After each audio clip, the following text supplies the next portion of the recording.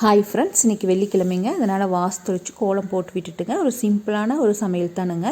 ஃப்ரைடேனா பருப்பு தான் போடுவேன். அதனால் முருங்காய் இருந்ததுங்க. அதனால் முருங்காய் போட்டு பருப்பு சாம்பார், பீட்ரூட் பொரியல், ரசம்ங்க. தோட்டத்துலேருந்து பப்பாளி பழம் கொடுத்துருந்தாங்க. நல்லா பழுத்திருந்ததுங்க. இன்றைக்கி கட் பண்ணி சாப்பிட்லின்னா அது வேஸ்ட் ஆயிரும். அதனால் கட் பண்ணி காலையிலேயே பவுல் எடுத்து வச்சுட்டுங்க. சாப்பிட்றதுக்கு முதல்ல ஃப்ரூட் சாப்பிட்டுக்கலாம் அப்படின்னு சொல்லி கட் பண்ணி வச்சுட்டு இன்றைக்கி கவுண்டர் டாப், கேஸ் ஸ்டவ்லாம் க்ளீன் பண்ணணுங்க. இந்த மாதிரி வேலையெல்லாம் எனக்கு செய்கிறதுக்கு ரொம்ப பிடிக்கும். உங்களுக்கு பிடிக்குமான்னு கமெண்ட் செக்ஷனில் கமெண்ட் பண்ணுங்கள். க்ளீனிங் வேலையெல்லாம் இருக்கும்போது நான் ஒரு டக்குன்னு குயிக்கான ஒரு சிம்பிள் சமையல் தாங்க பண்ணுவேன். அப்போ தான் நம்ம டயர்டாகாமல் இந்த ஒர்க்கை செய்ய முடியுங்க.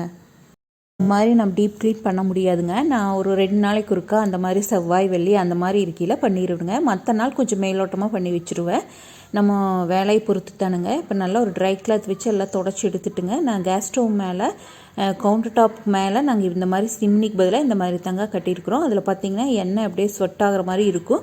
ஒரு வாரத்துக்கு ஒருக்கா ஒரு ட்ரை கிளாத் வச்சு நல்லா அதை தொடச்சி எடுத்துட்டுங்க. விம் லிக்விடும் தொட்டு நல்லா தொடச்சி எடுத்துட்டுங்க. இப்போ சிங்கில் இருக்கிற பாத்திரமெல்லாம் கழுவி கமுத்திடலாம். இப்போ கொஞ்சம் விம் லிக்விடு தண்ணி கலந்துங்க, கொஞ்சம் லெமன் புழிஞ்சு விட்டுக்கலாங்க. எடுத்து நல்லா டைல்ஸு இதெல்லாம் தொடச்சி விட்டுட்டுங்க. அப்புறம் நல்லா ட்ரை ஆனதுக்கப்புறம் கொஞ்சமாக தேங்காய் எண்ணெய் ஊற்றிங்க. நல்லா கவுண்டர் டாப்பெல்லாம் தொடச்சி எடுத்துட்டுனுங்க. நல்லா கொஞ்சம் நேரம் காய விட்டு பார்த்திங்கன்னா சூப்பராக இந்த மாதிரி தாங்க இருந்தது.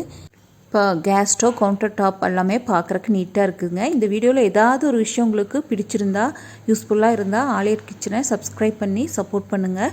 இப்போ தோட்டத்துக்கு வந்தாச்சுங்க. தோட்டத்தில் இந்த செடியில் நிறைய பூ பூத்துருந்ததுங்க. பார்க்குறக்கு ரொம்ப அழகாக இருந்தது. கட் பண்ணி இப்போ கோயிலுக்கு எடுத்துகிட்டு வந்துட்டுனுங்க. கோயிலில் பூவெல்லாம் வச்சுங்க, தேங்காய் பழம் உடைச்சி தீபம் போட்டு சாமி கும்பிட்டாச்சுங்க.